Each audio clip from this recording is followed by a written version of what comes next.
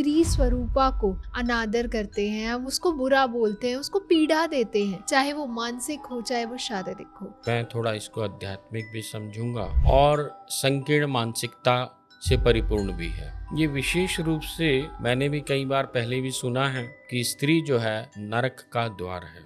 स्त्री नरक का द्वार नहीं है। स्त्री तो कि स्त्री नरक का द्वार है, तो वो कन्या पूजन का क्या महत्व है? कन्या पूजन का एक बहुत बड़ा महत्व है। तांत्रिक व्याख्या के हिसाब से समझने का प्रयास करेंगे। तंत्र जो है कहीं भी भेद नहीं रखता। तंत्र ये बताता है कि वह ना तो किसी जाति के साथ कोई भेद रखता है। ये बात हमें समझ में आती है कन्या पूजन से। कैसे? जैसे अब नवरात्रि होते हैं,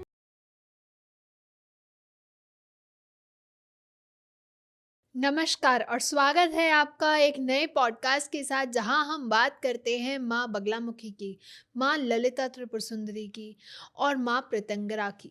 हमने बहुत सारी ऐसी बातें करी और आज हम दोबारा मिले हैं स्वामी आलोक महाराज जी के साथ, जो कि माँ बगलामुखी मंदिरम जंगपुरा के पीठाधीश्वर हैं।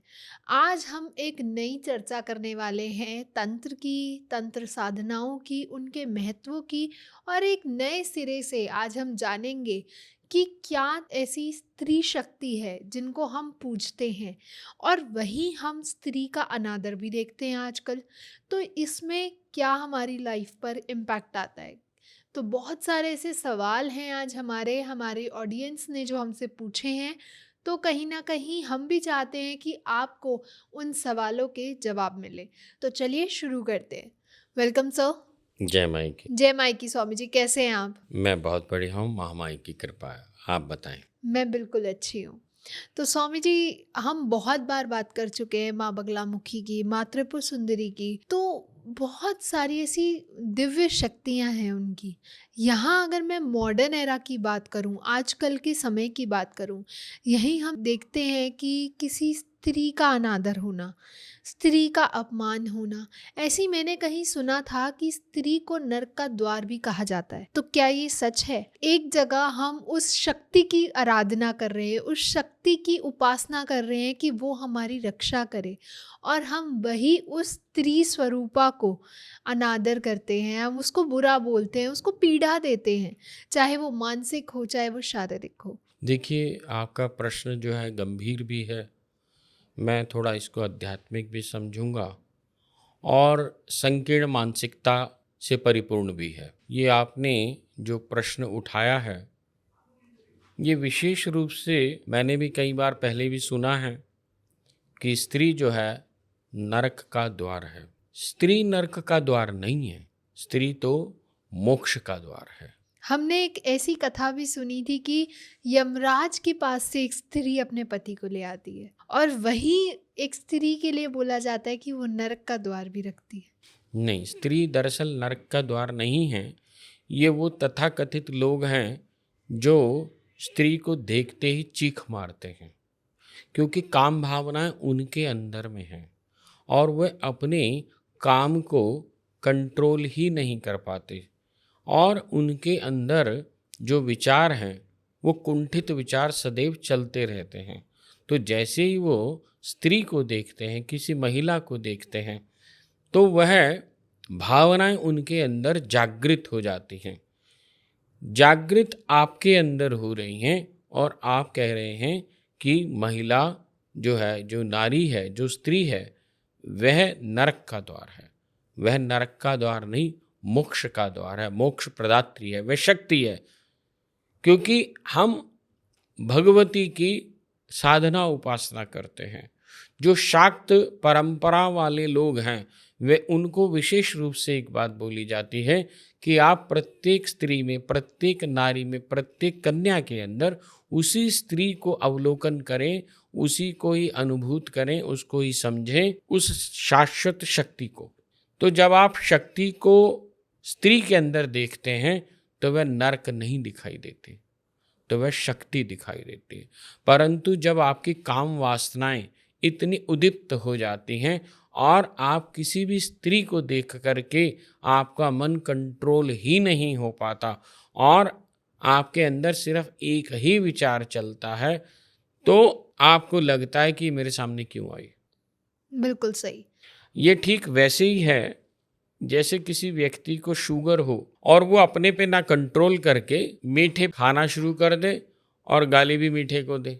भाई तुम अपने पे कंट्रोल करो, मीठा थोड़ा ना कुछ कह रहा है। बिल्कुल। ठीक इसी प्रकार से महिला को कहना नहीं चाहिए, और सही मायने में तो अपने हृदय के अंदर वह भाव रखना चाहिए रिस्पेक्ट की, ग्रेटिट्यूड का।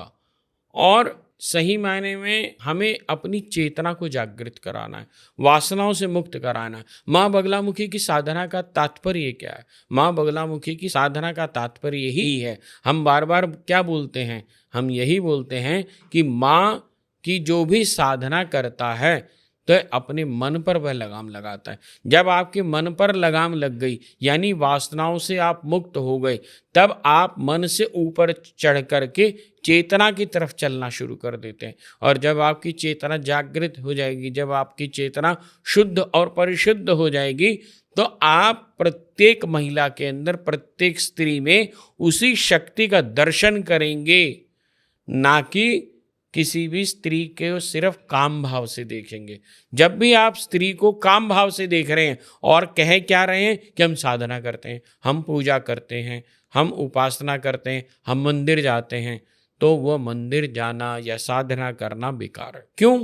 क्योंकि आपके हृदय के अंदर सिर्फ एक ही भाव चलता है, और यदि उसी भाव को आप बार बार रेचते रहेंगे तो वो वासनात्मक वृत्ति आपको नरक में ले जाएगी, ना कि स्त्री को नरक में ले जाएगी। स्त्री थोड़ी ना आपको कुछ कह रही है, स्त्री तो आके चली गई।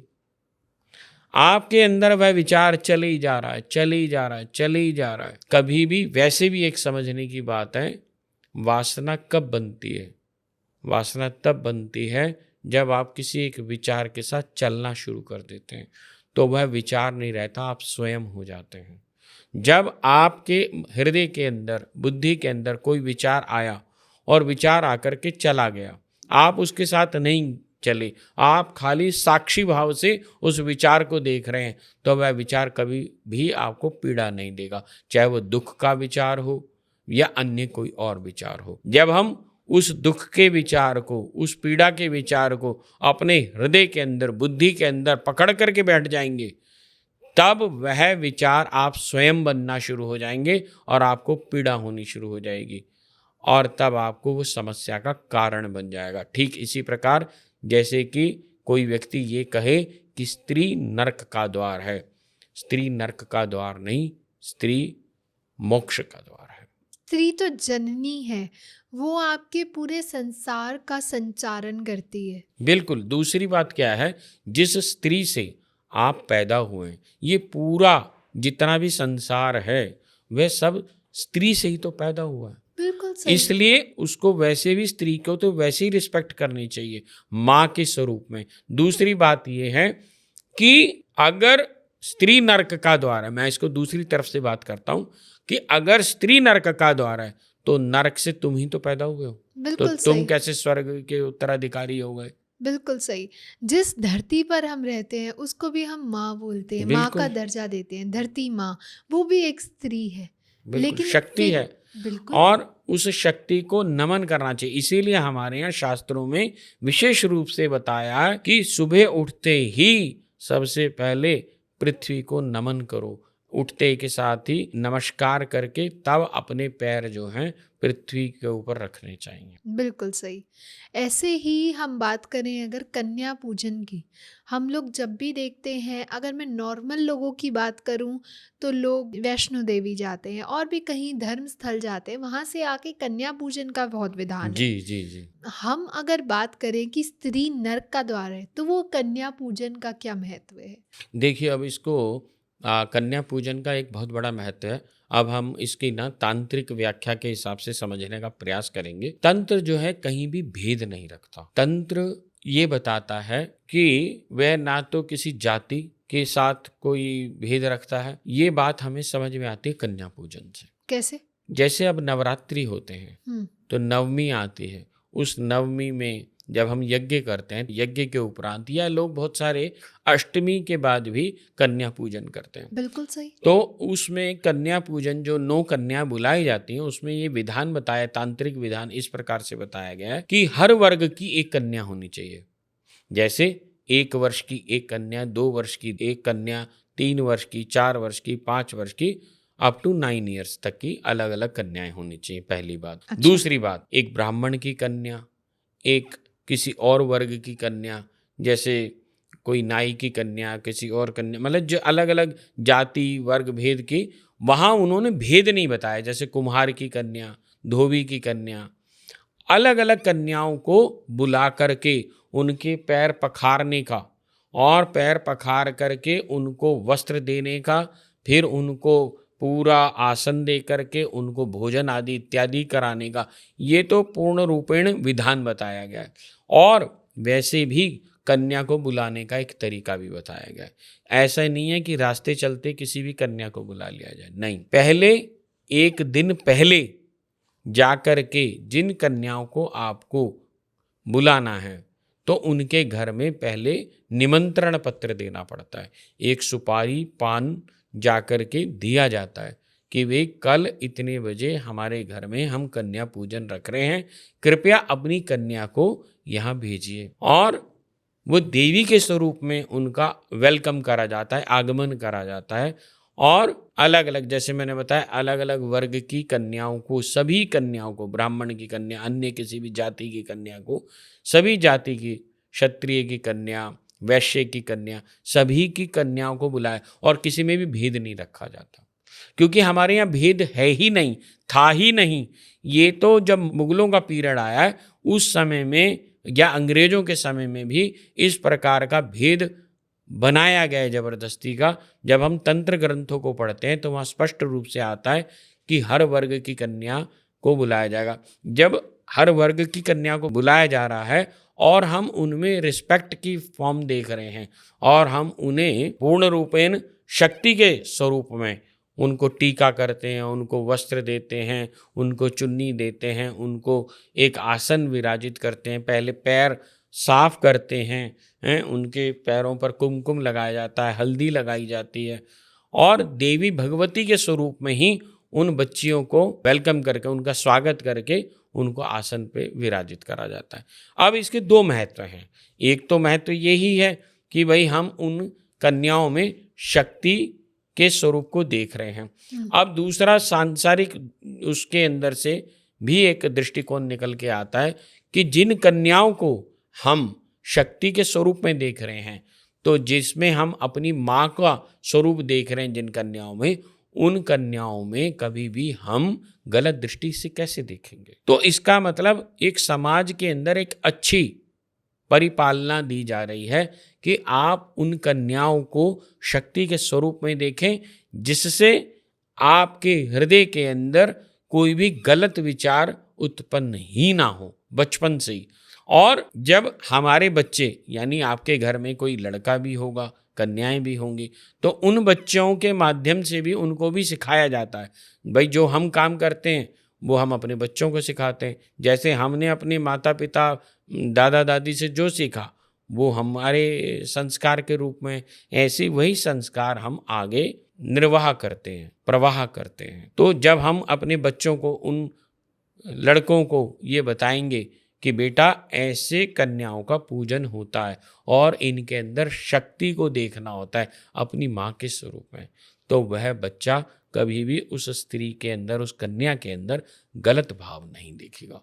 जब गलत भाव नहीं देखेगा तो वह विचार नहीं करेगा, गलत भाव नहीं रखेगा, तो एक शुद्ध अंतर चेतना, शुद्ध अंतर मन से वह कर्म करेगा। बिल्कुल सही स्वामी जी। तो हम बात करते हैं एक ऐसी पूजा की, अभी हमने जैसे कन्या पूजन की बात करी, हमने एक जगह सुना था कि जो बड़ी महिलाएं होती हैं, शादीशुदा महिलाएं, उनका भी पूजन होता है जी, जिसको हम सुहासिनी पूजन कहते हैं। तो वो क्या है, थोड़ा सा उसके बारे में हमें बताइए। देखिए, सुहासिनी पूजा भी एक तांत्रिक पूजा, और इसका बड़ा ही महत्व है। हमारे मंदिर प्रांगण के अंदर आज से लगभग 2 से 3 वर्ष पूर्व हमने सुहासिनी पूजा करवाई थी। तो सुहासिनी पूजा वैसे साउथ के अंदर बहुत गहरे में होती है, बहुत अधिक मात्रा में आपको मिल जाएगी। और सुहासिनी पूजा का भी तांत्रिक महत्व बहुत बड़ा है। अच्छा। इसका भी अलग अलग प्रारूप हैं, 2-3 तरीके से करी जाती है। हम कोशिश करेंगे दोनों तीनों तरीके से हम बातचीत करें। एक तो ये होता है कि सुहासिनी पूजा में जैसे किन्हीं महिलाओं को बुला करके शक्ति के स्वरूप में उनको आसन विराजित कराया जाता है, उनको वस्त्र दिए जाते हैं, वह शादीशुदा होनी चाहिए और उनको माँ लक्ष्मी के स्वरूप में, माँ काली के स्वरूप में और माँ सरस्वती के स्वरूप में, यानी महाकाली, महालक्ष्मी और महासरस्वती, तीनों ही स्वरूप में 3 महिलाओं को आगमन करके उनको बुला करके और उनको बिठाया जाता है आसन के ऊपर। फिर उनकी पूजा होती है और उनके सुहासिनी के मंत्र होते हैं, वो मंत्र चलते रहते हैं, उनकी पूजा उपासना चलती है, पूर्ण रूपेण उनकी आरती होती है। तो एक तरीका ये भी है। और एक तरीका ये है कि जो महिलाएं होती हैं उनको आसन दिया जाता है और उन्हीं के पतियों के द्वारा उनकी पूजा करवाई जाती है। अच्छा। उनके जो हस्बैंड्स होते हैं यानी उनके जो पति हैं वही उनकी उपासना करते हैं, पूजा करते हैं। उसमें श्रृंगार करते हैं, सबसे पहले श्रृंगार होता है। श्रृंगार, केश पूरा, माथे पे बिंदी आदि इत्यादि वो सारी चीज़ करी जाती है। उनको वस्त्र दिए जाते हैं और भोजन करा जाता है और वहाँ से मंच से लगातार मंत्र चलते रहते हैं। तो इस प्रकार से बहुत सारे पुष्प होते हैं और पुष्पार्चन चलता है। तो पुष्पार्चन करने के बाद, सारा कुछ हो जाने के बाद जो पति हैं वो दंडवत प्रणाम करते हैं सुहासिनी महिला के, यानी कि अब क्या होता है कि इसमें ये सौभाग्यवती स्त्री होती है क्योंकि इसके अंदर, उस स्त्री के अंदर, उस महिला में शक्ति का आह्वान करा जाता है क्योंकि वहाँ मंत्र चल रहे हैं और मंत्रों के साथ साथ शक्ति का आह्वान इस महिला के अंदर होता है, जिससे कि ये शुभ का संकेत बनता है, सौभाग्यशाली बनती है। और बहुत सारी जगहों में इसमें श्री सूक्त का भी पाठ होता है, लक्ष्मी सूक्त का भी पाठ होता है। विशेष रूप से सुहासिनी के मंत्र बिल्कुल अलग होते हैं, जैसे मैंने बताया सुहासिनी पूजा के मंत्र बिल्कुल अलग होते हैं। और सुहासिनी पूजा वैसे भी जब भी शक्ति की पूजा होती है, जैसे हम नवमी का यज्ञ करते हैं और कोई भी शक्ति की पूजा करते हैं, तो उसके अंदर विशेष रूप से बताया गया है कि कन्या पूजन के साथ साथ सुहासिनी पूजा का भी विधान है। अच्छा। क्योंकि जैसे मैंने बताया कन्या पूजन तो उत्तर भारत में बहुत किया जाता है। कन्याओं को हम बुला लेते हैं और उनको इस तरह से पैर पखारते हैं और वो सब करके उनको दक्षिणा भी देते हैं, जो भी हमारे वस्त्र आदि इत्यादि देते हैं, भोजन प्रसाद कराते हैं। ठीक इसी प्रकार से सुहासिनी की भी होती है। मैंने बताया 2 तरीके से कि एक तो ये होता है कि महाकाली, महालक्ष्मी और महासरस्वती के स्वरूप में उनको विराजित करा जाता है, उनको आसन दिया जाता है। जितने भी लोग होते हैं 200, 250, 500 जितने भी लोग होंगे वो सभी जो हैं उनको प्रणाम करते हैं, उनकी आरती करते हैं और ब्राह्मण देवता जो भी होते हैं वो सुहासिनी के मंत्रों का उच्चारण करते रहते हैं और उनके ऊपर पुष्प की वर्षा कह सकते हैं या सहस्त्रार्चन के रूप में पुष्पार्चन चलता रहता है। ठीक इसी प्रकार से बहुत सारी महिलाएं एक मंच के माध्यम से, जैसे 200-250 महिलाएं होती, फिर उन्हीं के पति सारे उन्हीं के सामने बैठते हैं और वो ऊपर आसन पे बैठती हैं और जितने भी हस्बैंड्स होते हैं वो नीचे बैठते हैं और उनके पैरों में रोली, चंदन, हल्दी, ये कुमकुम ये सब लगाया जाता है। कहीं कहीं जगह आलता भी लगाया जाता है, माथे पे बिंदी लगाई जाती है, श्रृंगार करा जाता है और उधर से सुहासिनी के मंत्र चलते हैं। माई का श्रृंगार इस तरह से जब चलता है तो माई का आवाहन के मंत्रों के साथ ही सब चीज़ होती है। तो इससे वो जो स्त्री है उसके अंदर वह शक्ति का संचार होना शुरू हो जाता है।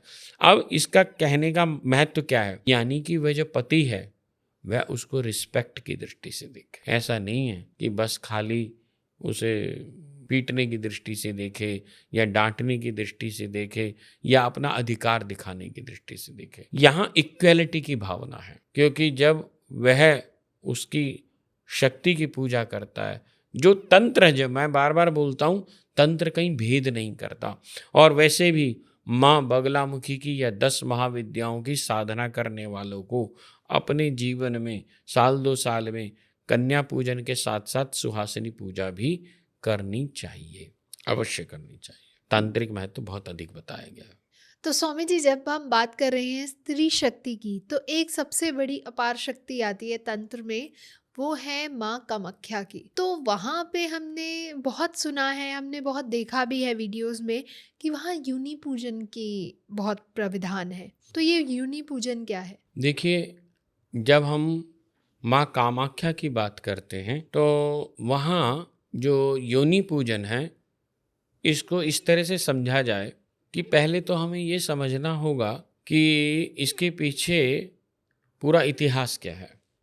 इतिहास यहाँ से शुरू होता है कि जिस समय में भगवान शिव सती को कंधे पे लेकर के इस पूरे ब्रह्मांड में घूमने लगे, तो भगवान विष्णु ने अपने सुदर्शन चक्र से सती के खंड खंड करे शरीर के, और वह जो भी शरीर के अंग थे पूरे भारतवर्ष में अलग अलग स्थानों पे गिरे, जिससे कि शक्तिपीठ की स्थापना हुई या शक्तिपीठ जागृत हुए।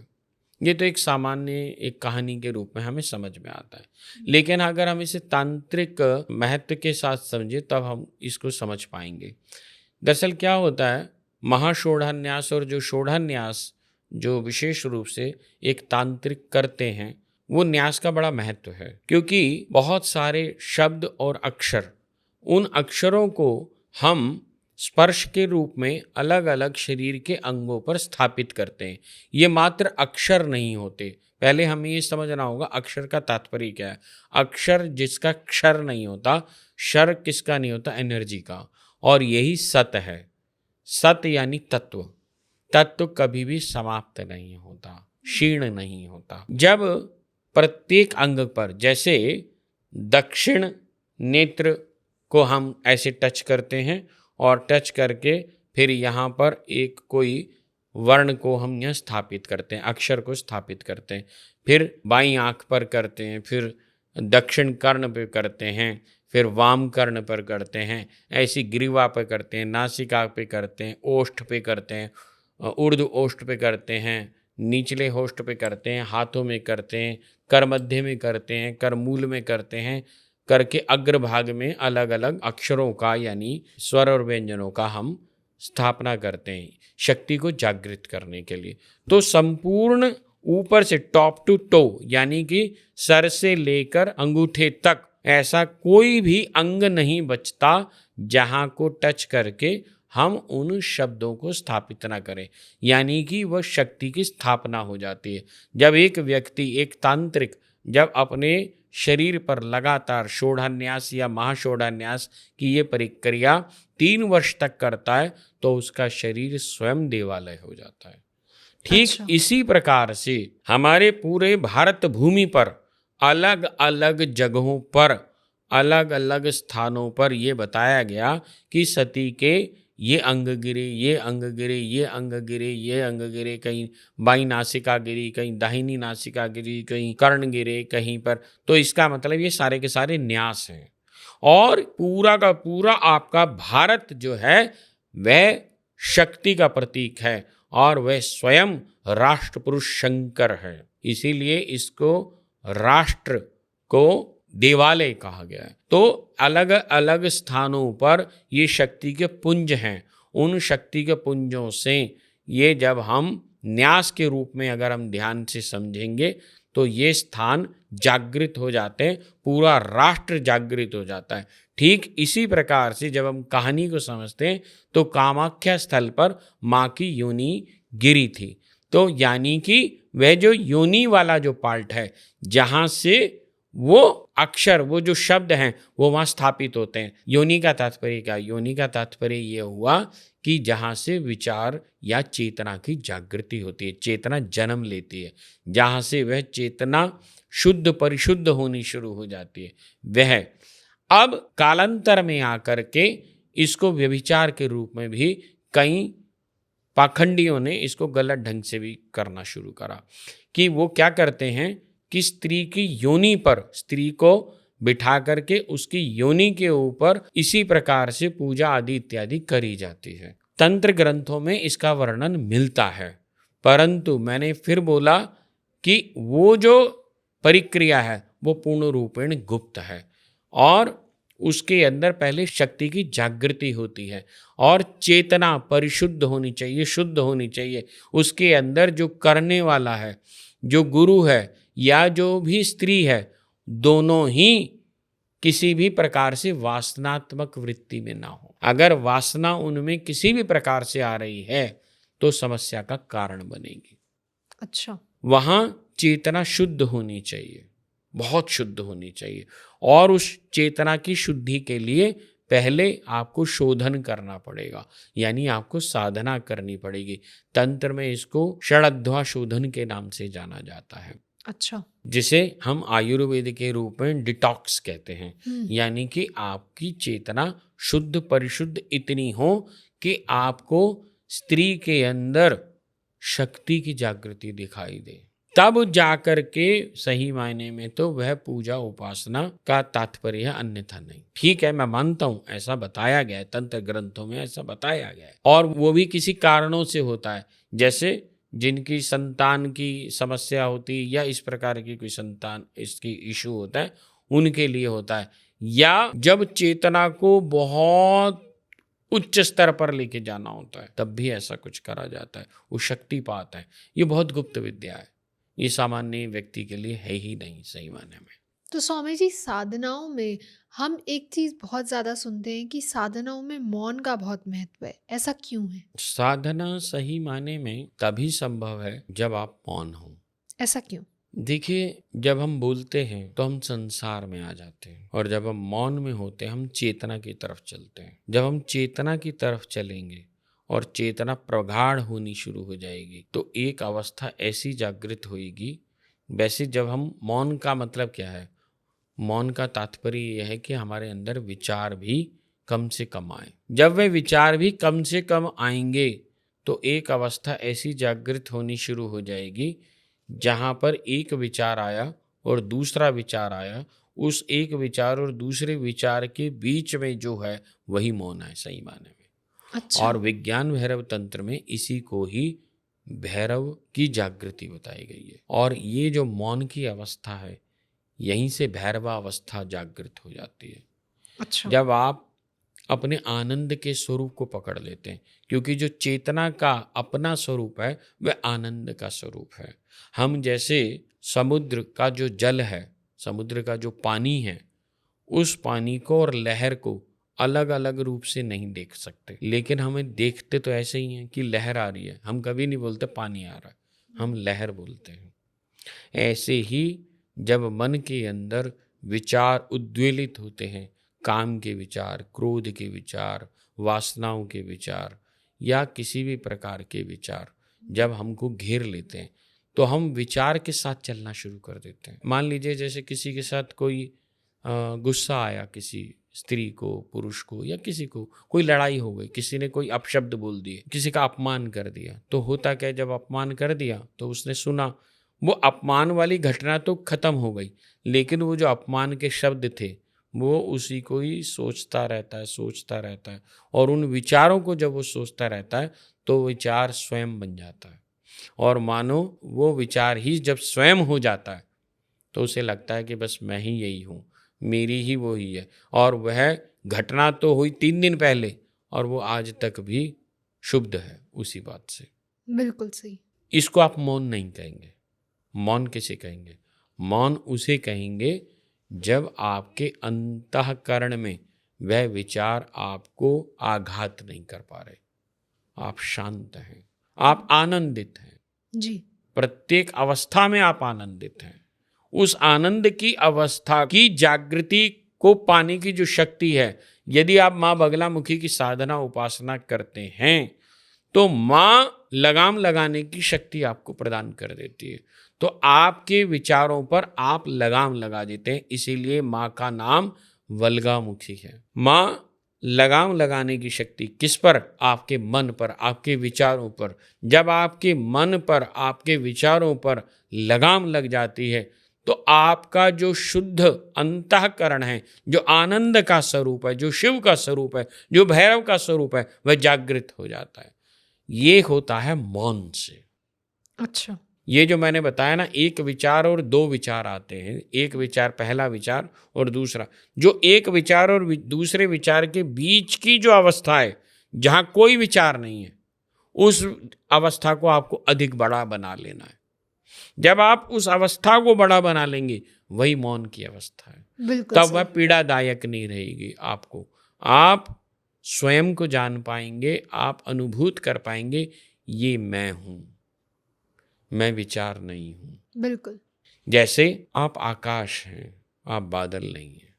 बादल जब भी आसमान में छाएगा तो हो सकता है आसमान साफ ना दिखाई दे। लेकिन इसका मतलब ये नहीं कि आसमान है नहीं। आप सही मायने में जो आपकी अपनी अवस्था है, वो आसमान की ही है।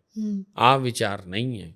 हम क्या करते हैं, एक विचार से शुद्ध हो जाते हैं, उसी के प्रति बस चलना शुरू कर देते हैं और उस विचार को ही अपना मान करके और वैसे ही व्यवहार करना लग जाते हैं। वो जो व्यवहार करना है कि मैं दुखी हूं, दुख तो कभी हुआ 10 दिन पहले, दुखी आज तक है। कभी हम ये नहीं कहते, जब भी कोई व्यक्ति किसी से पूछेगा कि भाई दुख की बात कोई बात करेगा, तो हमें अपने दुख निकाल निकाल के लाएंगे कि मुझे भी कभी ऐसा हुआ था, मेरे साथ भी ऐसा हो। हम दुख की बात जल्दी निकालते हैं, कभी आनंद की बात नहीं निकाल पाते। हमें बड़ा मजा आया था, हमने बड़ा ऐसा आनंद लिया था, वो क्यों नहीं निकाल पाते? क्योंकि हम आनंद में रहना ही नहीं चाहते।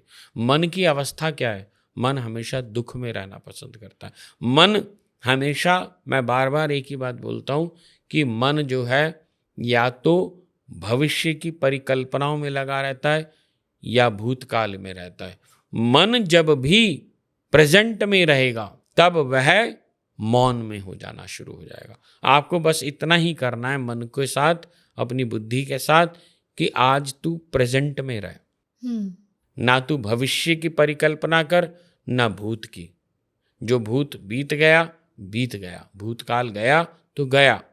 वर्तमान की बात कर, वर्तमान में मैं क्या हूं। जो भी आप आज वर्तमान में जिएंगे, वही भविष्य बनेगा। और कभी भी कल आएगा नहीं, आज ही रहेगा। जब भी आज आएगा, जो कल था, जो कल आएगा, वो आज होकर ही आप भोगेंगे। भविष्य को कभी भोग नहीं पाएंगे आप, वर्तमान में ही भोगेंगे। तो वर्तमान और वर्तमान की चिंता कभी नहीं होती आदमी को। चिंता किसकी होती है कि कल क्या होगा, कल क्या होगा। आदमी कभी ये कहता है आज क्या होगा? कभी नहीं। हमेशा क्या बोलता है कि कल क्या होगा। आज तो ठीक है, पर कल क्या होगा। आज तो मैं सही कर रहा हूं, पता नहीं कल क्या होगा। सही बात बस है। इसी चिंता में मरा जा रहा है। Over thinking. इस ओवर थिंकिंग को कंट्रोल करने की यदि कोई शक्ति ताकत देती है तो वह बगलामुखी है। बस आप माँ बगलामुखी के ब्रह्मास्त्र विद्या को यदि समझ गए। ब्रह्मास्त्र विद्या क्या है? ब्रह्म कहते हैं चेतना को। वह चेतना की जागृति जब आप में आ जाएगी, वही मौन है। और माँ बगलामुखी की कृपा से आप जब अपनी चेतना को जान पाएंगे, उस मौन को अंगीकार कर पाएंगे, तो आप समझ पाएंगे कि बगलामुखी की कृपा आपको प्राप्त हो गई। यही माँ ललिता त्रिपुर सुंदरी की कृपा है और सही मायने में यही ही कामाख्या है। क्यों? जैसे आपने एक बात प्रश्न रखा था कि माँ कामाख्या की योनि पूजा क्या है।